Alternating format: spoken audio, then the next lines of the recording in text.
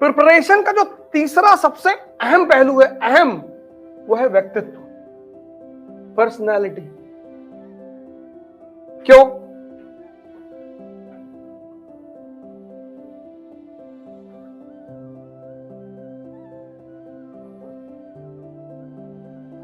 अब इस दुनिया में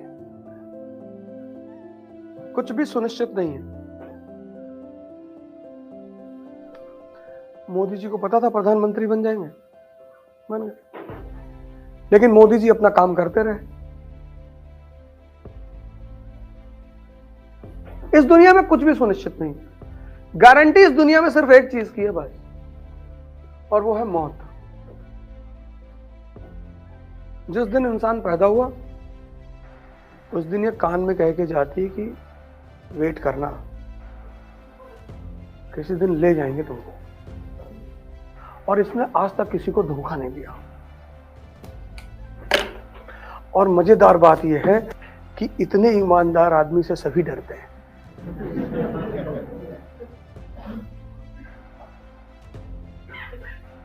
इसने आज तक किसी को धोखा नहीं दिया, किसी को भी। भगवान भी धरती पे आए तो उनको भी लेके गई।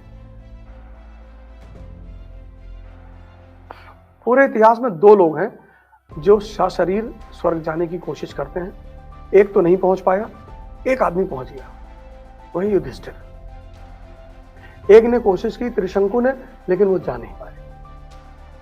और भगवान भी अगर इस धरती पे पैदा हुए तो उन्हें भी मरना पड़ा, चाहे वो राम थे, चाहे कृष्ण थे, चाहे जो भी थे।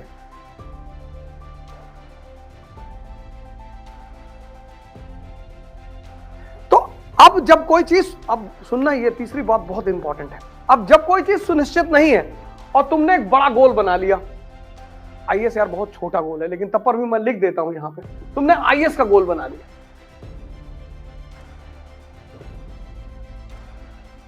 और तुम्हारे पापा क्लर्क हैं बिजली विभाग में, पावर डिपार्टमेंट में तुम्हारे पापा क्लर्क हैं, और तुम रहते हो बिजली विभाग की जो कॉलोनी है वहां रहते होती है ना कॉलोनी, जहां विभाग के सारे क्लर्क वगैरह, बाबू वगैरह रहते हैं। पोस्ट ऑफिस कॉलोनी, बिजली विभाग की कॉलोनी, हाइडल कॉलोनी बोलते हैं उसको। पता नहीं यहां है कानपुर में कि नहीं है, होगी जरूर हाइडल कॉलोनी। जैसे हम पोस्ट ऑफिस कॉलोनी में रहते थे, तो जितने हमारे पिताजी पोस्ट मास्टर थे, तो जो पोस्ट ऑफिस के कर्मचारी थे उनके लिए कॉलोनी बनाई गई थी, बाबुओं के लिए कॉलोनी बनाई जाती, अफसरों के लिए विला बनाया जाता है। तुम्हारे यहाँ तुम्हारा चांसलर का देखो विला है, 10 बीघे में उसका मकान है, आगे ग्रीनरी है, पीछे ग्रीनरी है, सुबह उठ के प्राणायाम करता होगा। और चपरासी बेचारा एक कमरे के मकान में रहता है।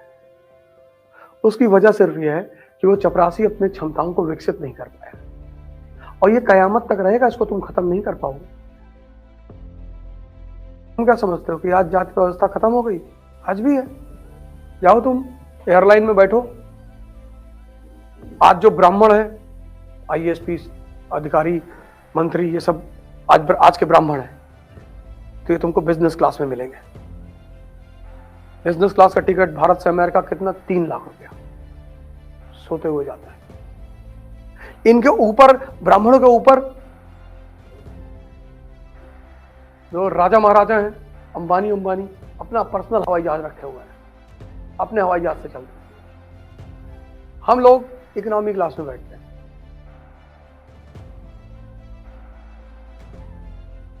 आज भी है। और एमिरेट्स का जो बिजनेस क्लास है, 6 लाख रुपए टिकट है, 8 लाख रुपए टिकट है, सोते हुए।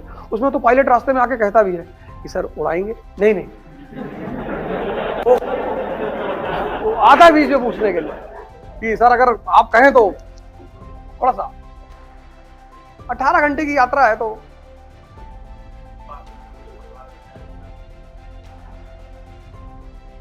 अब तुम्हारी चुनौती यह है कि ये सारे लोग,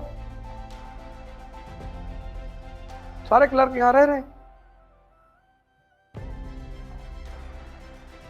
और समाज में अवस्था से सोच जुड़ी होती है। जैसे तुम रिक्शा वाले से कहो कि तुम्हारे बेटे को आईएएस बनाएंगे, अरे कहेगा भैया काय बर्बाद कर रहे हैं हमारे लड़के को, मानेगा ही नहीं, वो मानेगा ही नहीं, क्योंकि उसके दिमाग में ये बात बैठा दी गई है कि अरे बेटा आईएएस तो थोड़ी बनते हैं।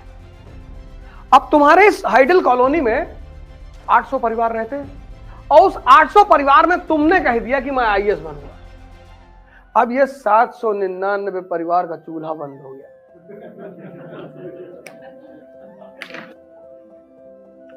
यार गुप्ता जी का लौंडो आईएएस बनने जा रहा है, और सौभाग्य से तुम पढ़ने में अच्छे हो, तुम्हारा रिकॉर्ड पढ़ने का अच्छा है, तुम्हारा 10th में 99% है, 12th में 99% है, फर्स्ट अटेम्प्ट में आईआईटी कानपुर में तुमने एडमिशन ले लिया है। समझ तो रहे हैं यार, है तो खिलाड़ी है। तो अब ये 799 क्या करेगा, ये तुमको इनडायरेक्टली, तिवारी जी मिल गए तुमको, और बेटा बड़े अंकल तो आईएएस की तुम तैयारी करने के लिए कह रहे थे, हाँ कर लो। तो हमारे एक दोस्त है लखनऊ में, उनका लड़का पढ़ने गया था, वो पागल हो गया बेचारा 2 साल बाद।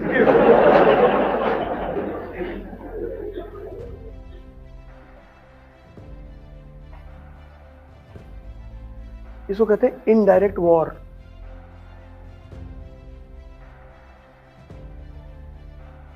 अब यही बात अगर तुमसे लगातार कही जाएगी, लगातार, तो हो सकता है तुम्हारे दिमाग में बैठ जाए, क्योंकि सफलता से जो असफलता का नंबर होता है वो बहुत बड़ा होता है। हर साल 10 लाख लड़के एग्जाम देते हैं, 1000 लड़के आईएएस बनते हैं। महत्वाकांक्षा में जो सबसे बड़ी चीज तुम्हें मदद करेगी वह है तुम्हारा व्यक्तित्व। न कोचिंग करेगी, न टीचर करेगा, कोई नहीं करेगा, तुम्हारी पर्सनालिटी। क्योंकि ये 799 तुम्हारे पीछे पड़े रहेंगे हर जगह। तुम ट्रेन में चलोगे, वहां भी तुम्हें 2 लोग मिल जाएंगे कि ऐसा करो यार, ठीक है आईएएस की तैयारी कर रहे हो करो, लेकिन यार एमबीए भी कर लो। तुम्हें दुनिया में एक ही लॉबी से बचना है, इस आम जनता वाली लॉबी से।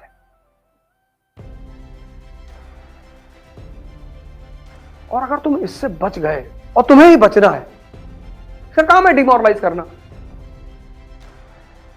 ये 99% जो जनता है उसका काम है डिमोरलाइज करना, उसका पेशा है। ऐसा नहीं तुम्हें कर रही है, सबको करती है।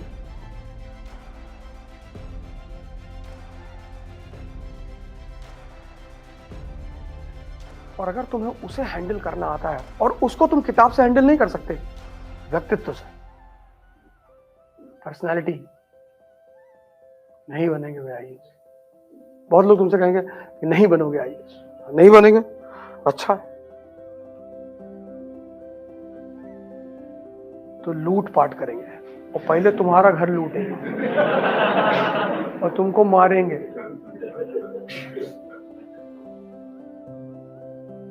अरे यार बदतमीजी वाली बातें करते हो, बदतमीजी वाली।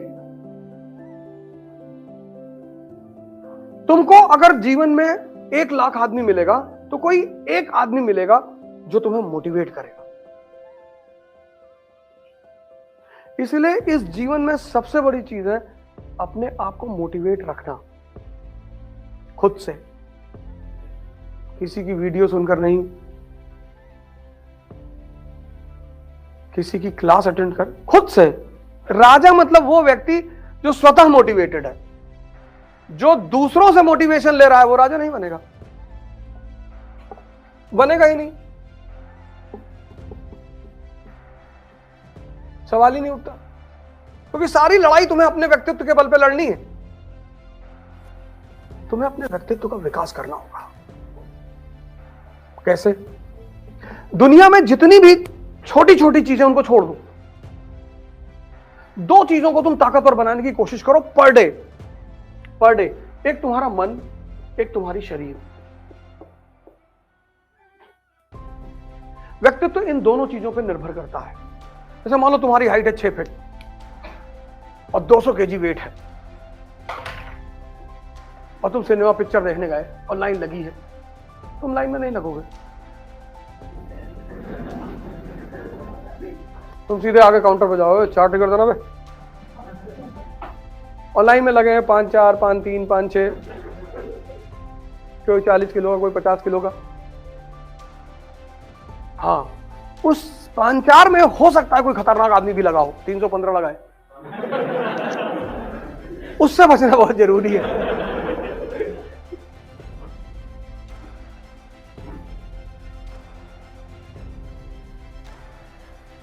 तुम देखो, ताकत कॉन्फिडेंस देती है।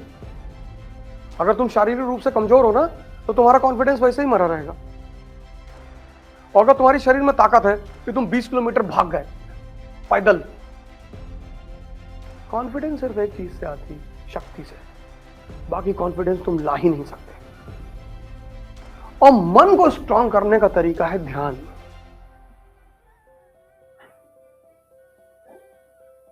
ध्यान मतलब 24 घंटे अपनी सोच पर नजर रखना। ये जो मन है ना, कुछ भी विचार फेंक देगा, कुछ भी। मैं गुवाहाटी से आ रहा था, रात की फ्लाइट थी, 11 बजे की फ्लाइट टेक ऑफ हुई। जब पहुंच गई 40,000 फीट पे, तो मेरे मन में आया कि साला कहीं कोई एस्टेरॉइड नहीं गिर जाए साला भाई। अब देखो कमीनापन इसका। एक विचार फेंक दिया इसने। पूरे 2.5 घंटे मैं अस्थिर होकर बैठा रहा। मुझे लगा कि बस एस्टेरॉइड आ रहा है। मैं जब एयरपोर्ट पे उतरा, बाहर निकला तो मैं बहुत हंसा। लेकिन 2.5 घंटे इसने ऐसी तैसी गड्ढा ली, एकदम सीधे। जबकि हवाई जहाज टर्बुलेंस में फंसता है बहुत सारा, इतना ट्रैवल करते हैं, कभी कभी तो ऐसा फंस गया कि लगा गए। हैदराबाद से आ रहे थे, फंस गया टर्बुलेंस में, हवाई जहाज लगा डगमगाने ऐसे ऐसे। अरे बगल एक आदमी चिल्लाने आ रहा, भैया। अभी मैंने कहा बैठ जा, मारोगे नहीं, मैं ज्योतिष हूं।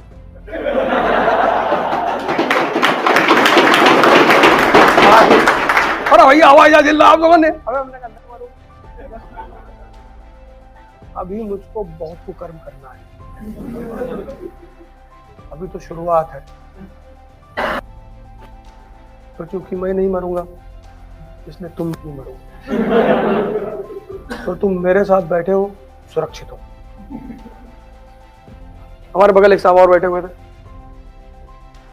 जब टर्बुलेंस खत्म हुआ तो उन्होंने मुझसे कहा, यार बॉस डर तो लग रहा था। मैंने कहा हमें नहीं लग रहा था, हम सोचे अगर जहाज गिरा तो मैं इसके कंधे पर बैठ जाऊंगा। मैंने पूरी प्लान, क्योंकि ये इतना डरा हुआ था, ये बेहोश हो जाता, बस मैं इसके कंधे पर बैठ जाता, ये नीचे गिरता।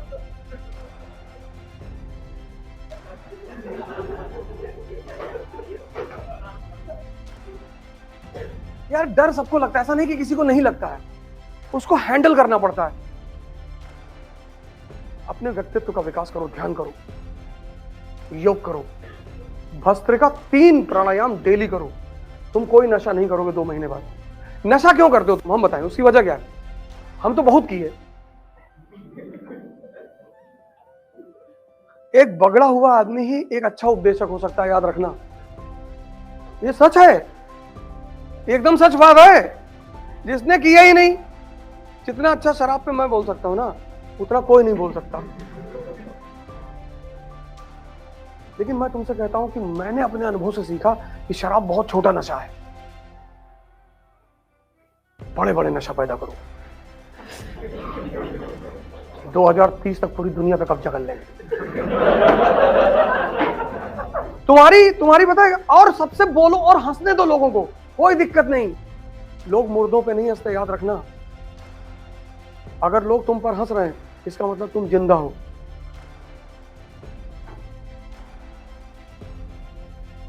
जाओ शमशान घाट में खड़े होकर देखो, किसी मुर्दे पे किसी को हंसते हुए देखे हो? नहीं, सब सांत्वना, सब बेचारे मर गए। अगर तुम्हारी बातों पे लोग हंस रहे हैं, मतलब तुम जिंदा हो, और या तुम राजपाल यादव हो। दोनों बातें हो सकती।